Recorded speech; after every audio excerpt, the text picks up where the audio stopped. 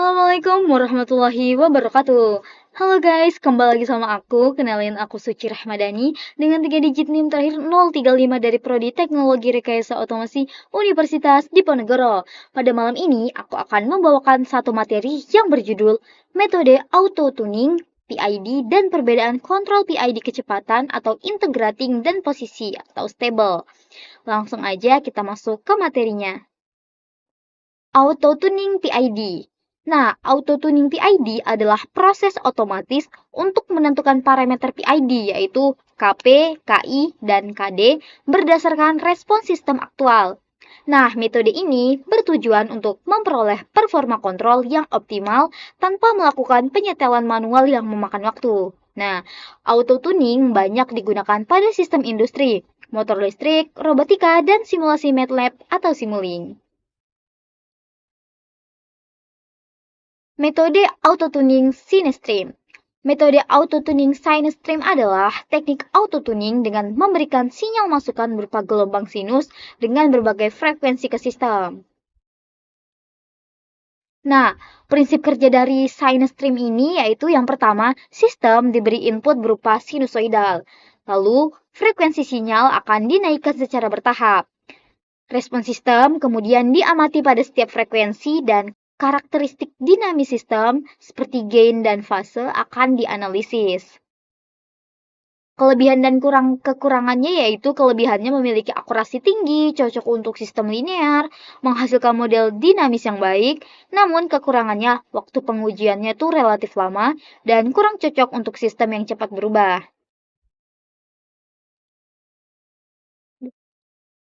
Nah, aplikasi dari sinestream ini yaitu ada di identifikasi sistem, auto-tuning PID presisi tinggi, ataupun sistem kontrol industri.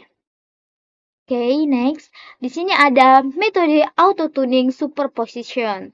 Metode superposition ini menggunakan prinsip superposisi dengan menyuntikkan sinyal uji kecil ke sistem yang sedang beroperasi normal. Prinsip kerja dari superposition ini adalah sistem tetap bekerja dengan kontrol utama. Kemudian sinyal uji kecil akan ditambahkan ke sinyal kontrol. Kemudian respon sistem akibat sinyal uji akan dianalisis dan parameter PID disesuaikan berdasarkan respon tersebut. Kelebihan dan kekurangannya yaitu yang pertama ada kelebihan, tidak mengganggu operasi sistem, cocok untuk sistem real time dan aman untuk sistem industri. Namun kekurangannya adalah akurasinya lebih rendah dibanding sinestream dan analisis respon lebih kompleks. Aplikasi dari superposition ini adalah auto tuning online ataupun sistem industri yang harus tetap berjalan. Metode auto-tuning PRBS atau Pseudo Random Binary Sequence yaitu merupakan metode auto-tuning dengan memberikan sinyal biner acak yaitu berupa 0 dan 1 yang menyerupai noise ke sistem. Nah, prinsip kerja dari PRBS ini yaitu sistem diberi sinyal switching acak, kemudian respon sistem akan dicatat.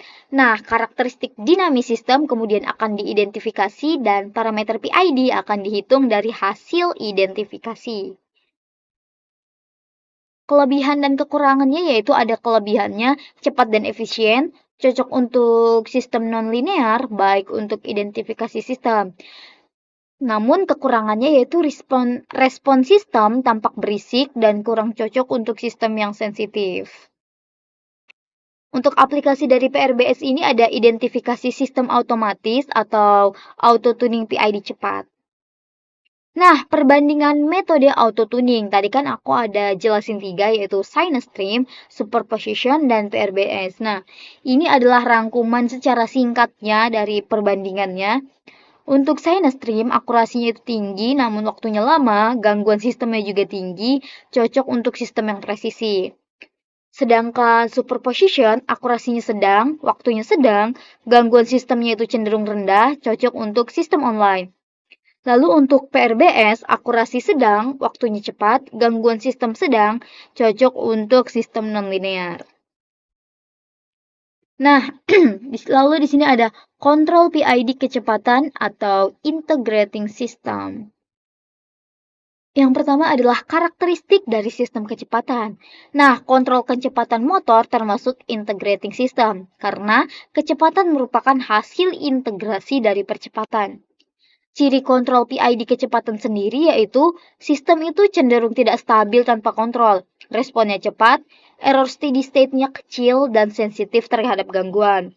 Nah, peran PID pada kontrol kecepatan yaitu P akan mempercepat respon, I menghilangkan error steady state, dan D meredam osilasi.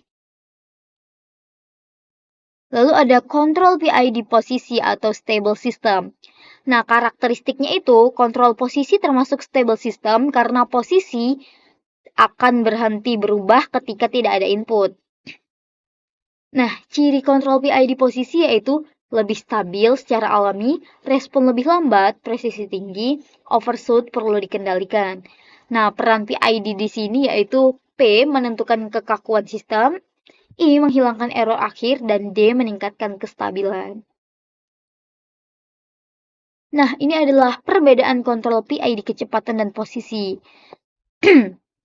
Di mana aspek untuk tipe sistem di sini ada ini integrating dan stable. Stabilitas alaminya untuk kontrol kecepatan itu rendah sedangkan posisi itu tinggi. Responnya untuk kontrol kecepatan itu cepat dan kontrol posisi itu lebih lambat. Sensitivitas gangguannya itu untuk kecepatan itu tinggi dan posisi itu rendah. Lalu untuk fokus kontrolnya, kecepatan itu RPM sedangkan posisi itu sudut atau posisi. Kesimpulannya, Synastry, Superposition, dan PRBS adalah metode dari auto-tuning PID. Setiap metode memiliki kelebihan dan kekurangan. Kontrol kecepatan bersifat integrating dan lebih menantang, sedangkan kontrol posisi bersifat stable dan lebih presisi. Pemilihan metode tuning dan jenis kontrol sangat bergantung pada aplikasi sistem. Mungkin setelah ini kita akan langsung masuk ke simulasi aja. Oke, sekarang kita udah ada di Simulink ya. Dan ini adalah rangkaian-rangkaian kita kemarin karena masih bersambungan. Nanti di sini kita akan membuat rangkaian barunya. Nah, mungkin aku setelah ini aku kasih speed aja, aku cepetin aja jadi teman-teman bisa lihat tutorialnya aja.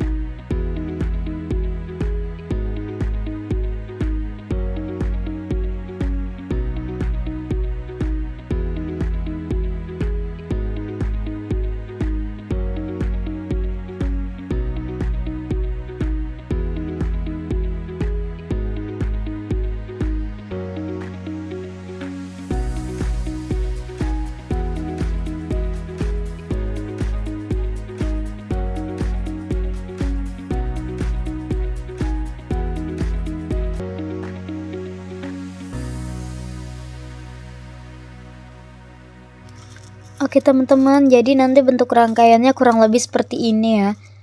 Apa sih bedanya dengan rangkaian yang kemarin yang sama-sama menggunakan PID? Di sini tuh lebih ke auto tuning PID. Jadi nanti PID-nya itu akan muncul sendiri, lebih tepatnya menyesuaikan. Kalau yang kemarin kan kita harus men-setting P-nya berapa, I-nya berapa, D-nya berapa gitu. Nah, untuk yang kali ini tuh rangkaiannya tuh auto tuning PID. Jadi PID-nya akan muncul atau menyesuaikan dengan sendirinya. Nah, ini bentuk rangkaiannya nanti harusnya 2, cuma bentuknya sama aja, cuma bedanya di satu encoder, satu speed. Jadi mungkin perbedaannya di situ aja. Ini bentuk rangkaiannya sudah jadi. Nanti aku bakal kasih lihat simulasinya dalam bentuk gelombangnya.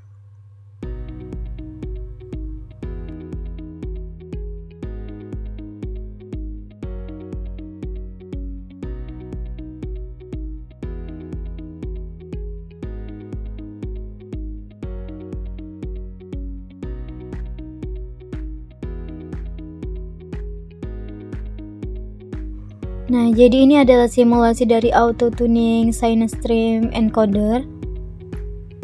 Ini kita run dulu. Kita lihat terlebih dahulu ketika 0 ini masih stabil ya. Terbukti bahwa rangkaiannya benar. Nah, kita di sini akan menyalakan PID auto tuningnya. Maka di sini kita akan membutuhkan waktu hingga sinyalnya akan stabil. Ini kan tidak lurus seperti tadi. Kita tunggu aja. Ini lumayan lama jadi bakal aku cepetin.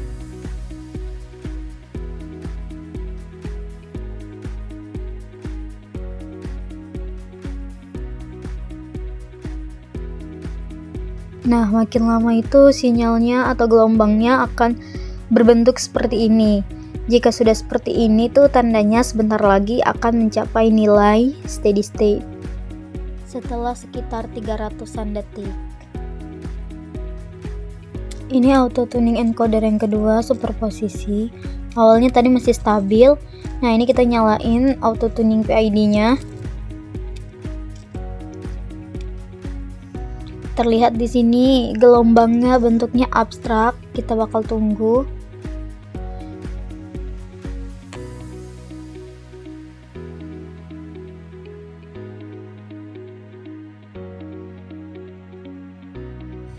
Untuk superposisi ini kita nggak nunggu sampai steady state ya, karena itu waktunya sebenarnya cukup lama juga. Jadi dokumentasi kita record sampai sini.